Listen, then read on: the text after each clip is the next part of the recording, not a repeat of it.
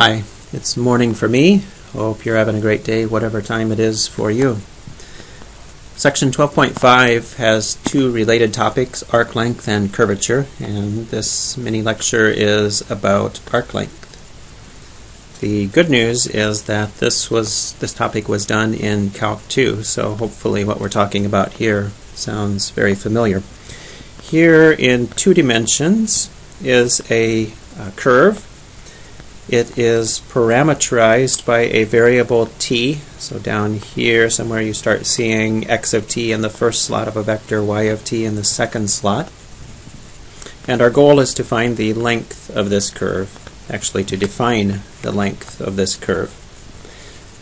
So the Calc 2 procedure said, let's cut this curve up into several pieces. If I label this point p sub 0, p sub 1, p sub 2, p sub 3, p sub 4, I have cut the curve into 4 pieces. And then we do an approximation procedure. So without calculus, I can't find the length of a curve like this, but if I play dot to dot,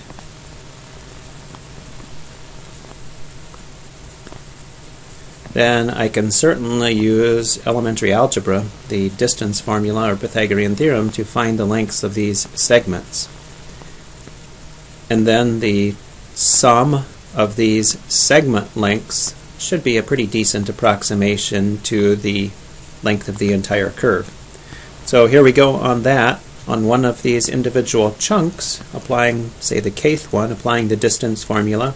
So from here to here, perhaps difference in the x's squared plus difference in the y's squared. Square root gives this total distance.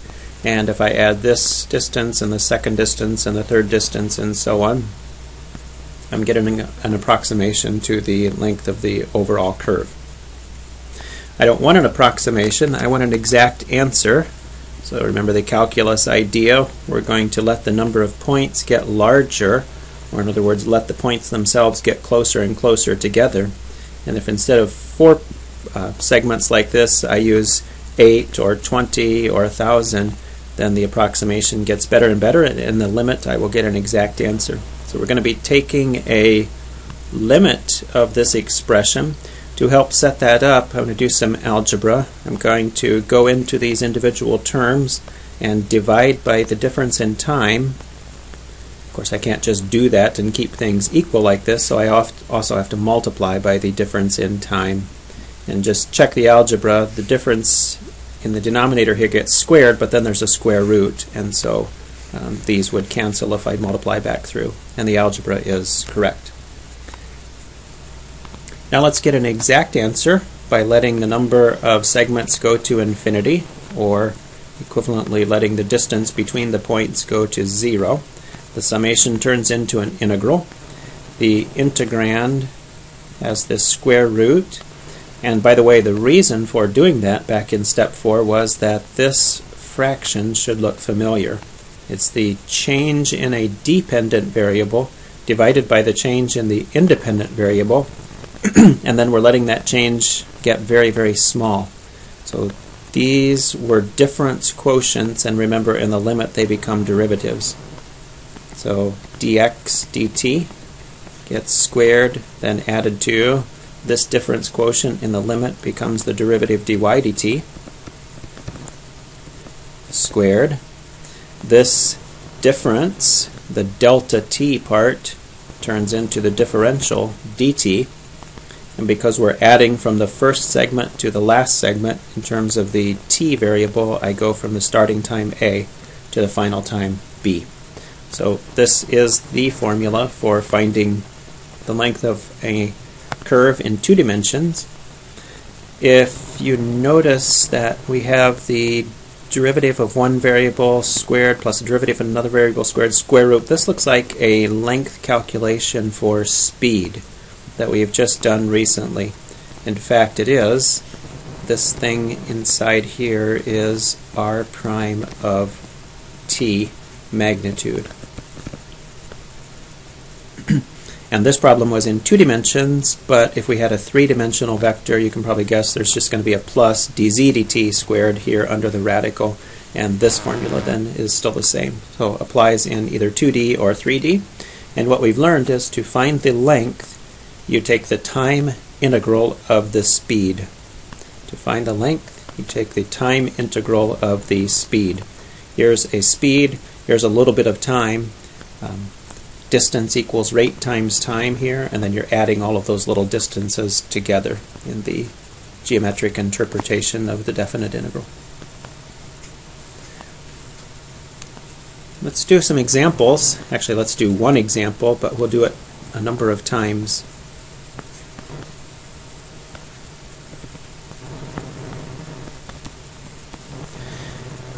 It's a 3D problem, but for simplicity I'm considering a case where the curve lies entirely in the YZ plane. The x-coordinate is 0.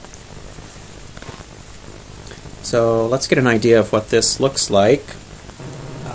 R of 1, the starting point, is 0, 3, 4, and R of 3, the final point, is 0, 27, 36. So there's a point 0, 3, 4 and a point 0, 27, 36. Okay, so how do I get from here to here? What's the actual shape of the curve? Well, if I look at this, I can note that x equals 0 always, and then z and y are one's the multiple of the other. Specifically, it looks like z equals 4/3 y. 4/3 times 3t squared is 4t squared. And looking at this of course is the equation of a line. So in fact what we're talking about with this parametric curve is the line segment from this point to this one going in the upper right direction. The reason I chose a line segment is, of course, we know the answer before we start. So we're going to use the distance formula that we just developed. I'm sorry, we're going to use the arc length formula we just developed, but before we go there, if I use the distance formula and just compute the square root of the differences squared between the respective coordinates, this is 40. So that's the answer we expect to get. Something else I can notice from this curve is that when t is close to 1, these numbers are increasing, but relatively slowly. Whereas when t gets close to 3, these numbers are increasing and increasing relatively quickly. And so what should happen is that if I think about a video of what this would look like, the particle starts here, moves fairly slowly at the beginning, then starts picking up speed and rushes to a finish here. Let's check the arc length formula. Using the given parameterization here, I was supposed to first compute the speed and then integrate that. So here we go with r prime. The velocity is the vector 0, 6t, 8t. And so the speed is the number square root 0 plus 6t squared plus 8t squared. If you work that out, you get 10t. That is the speed at time t. So another confirmation of what I was saying, that initially you're moving slower than what you are as t increases and you move along the segment. And then for the arc length calculation itself, L equals the integral. This parameterization had t going between 1 and 3. So the integral goes from 1 to 3. Inside we are supposed to put the speed. This is the square root of the sum of the squares, and it's an integral in the variable t. This is easy to do. The antiderivative 5t squared gets evaluated at 1 and 3, and I get the number 40. Alright, it works. let's do the problem again to point out a very important point. Same segment, but let's suppose I have a different parameterization, and you can always have a different parameterization. Here was a curve and a variable, vector valued function of t that defined this, but I can define another vector valued function of t that has the same set of points. The difference might be that the particle would travel along the path at a different speed, or maybe even reverse direction and start here and go down. Regardless of how fast it goes or which direction it goes, it's going through the same set of points by assumption, and so the arc length itself should be the same. That doesn't have anything to do with how fast you're moving at any particular point along the curve. So let's show that. Let's find a parameterization for which the particle moves at half the speed, or in other words, so that it takes twice as much time. And so I'll take the time variable that I had and double it. Then, of course, to go back the other direction, t is w divided by 2, and the parameterization I have then, r as a function of w is, well, it's 0, and then it's 3t squared, so that's 3 times w divided by 2 squared, and 4 times w divided by 2 squared. And to make this work out, since t went between 1 and 3, w should go between 2 and 6. So here's w equals 2, here's w equals 6. And whereas before we were taking 2 seconds between t equals 1 and t equals 3, before we were taking 2 seconds to go this distance, now we're taking 4 seconds under this parameterization to go through exactly the same set of points. Should be the same curve, so should give the same arc length. Let's check it. Calculate the velocity and get 0 and then 3/2 w and 2w. So this is just calculus. If I do some algebra first, the z coordinate in the third slot here is w squared, so its derivative is 2w, and so on. Alright, and then the speed is the magnitude of that. Square root of 0 squared and 3/2 w squared and 2w squared. And if you do the algebra there, this is 5/2 w.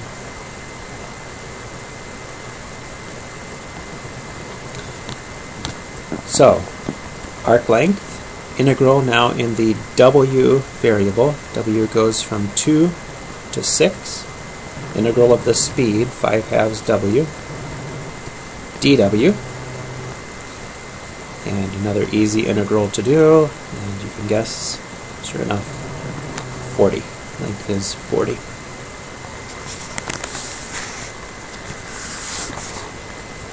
Okay, so the parameterization didn't seem to matter. And then the final way I want to do this calculation is with a very special parameterization. It's called the arc length parameterization, and it's defined in this kind of complicated looking way. So give some intuition about what's going on. In my original parameterization, here was t equals a, here is t equals b, and in the middle somewhere I'm saying, okay, let's just pick a specific value of t. The arc length parameterization says what is the length of the path that I've already gone through by time t.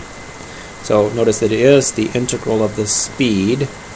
I'm switching to the variable of integration u, but this integral is just integrating the speed from the starting time up until a particular time that I have in mind. And that would be how long this beginning chunk is. This is length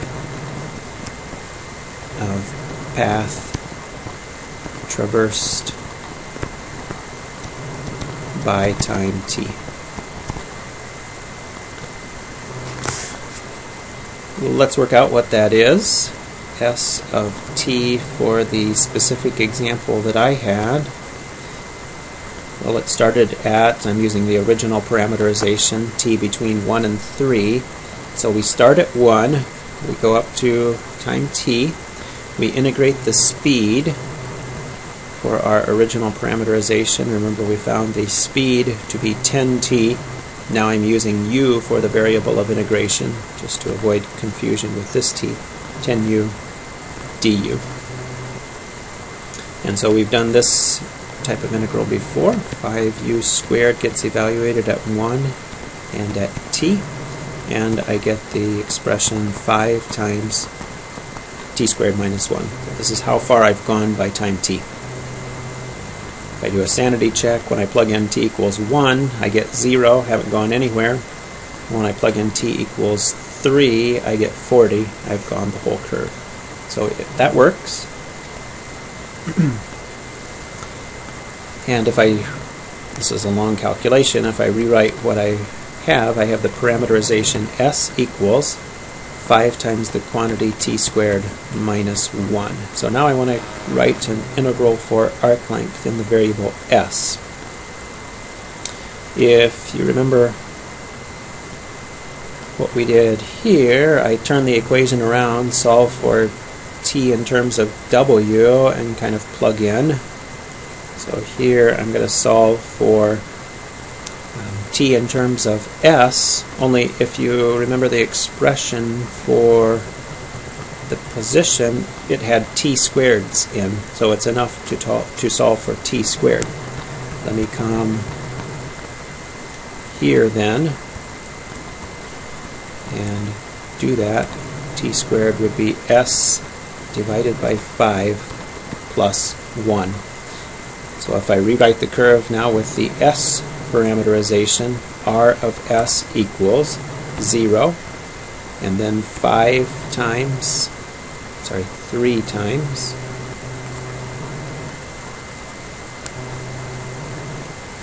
s over 5 plus 1, and 4 times s over 5 plus 1.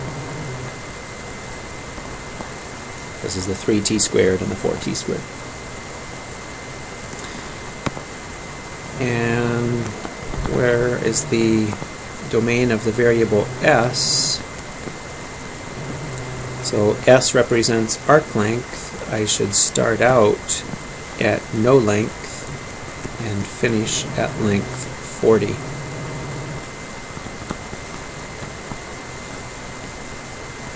Could also get that by coming to this expression, plugging in t equals 1 and then t equals 3.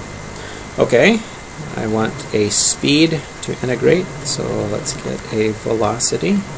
0, 3/5, 4/5. Interesting, for the first time, notice that the speed is a constant. It's a function of s, but actually there's no change as s increases. That's interesting. Let's go ahead and get the speed now.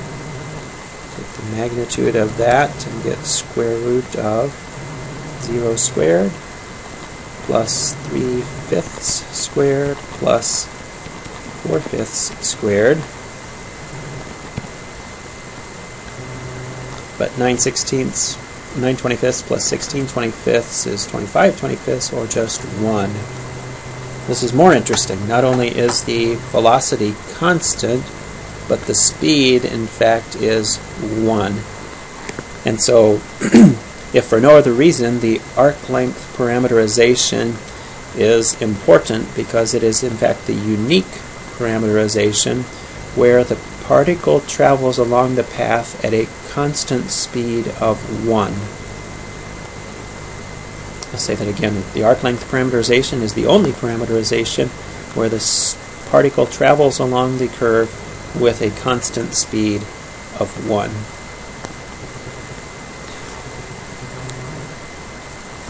I should still get the same thing. Let's check. I'm supposed to integrate in the s variable between 0 and 40. I'm supposed to integrate the speed, that's the number 1 in this case, in the variable s. And so, okay, you don't get any easier integral than this. This is the number 40.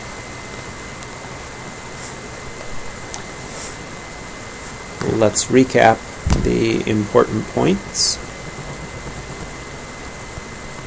First, by using this segment-by-segment approximation, I can get a formula for arc length which tells me to integrate the speed over time. Second important point is, it doesn't matter how I parameterize the curve. As long as I have a correct parameterization of the curve, I'll get the same arc length. And third is that there is a special parameterization, the arc length parameterization, which among other things forces the motion of the particle to be uniform, to be constant along the curve with the speed of 1. Alright, that does that. Let's see, I think I have a Maple video that illustrates that. Let's see if it'll come up.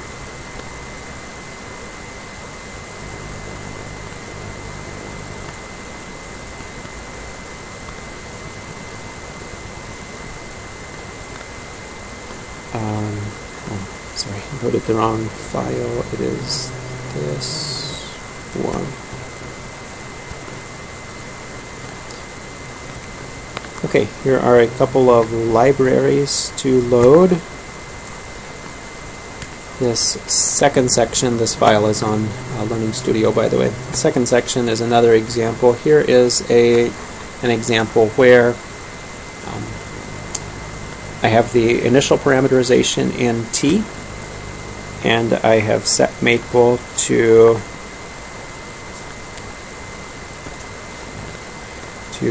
give me a sketch of this. This is in the YZ plane. I'm going from this point to this point, and if I turn the animation on, you see the particle start slowly and then pick up speed as it goes along.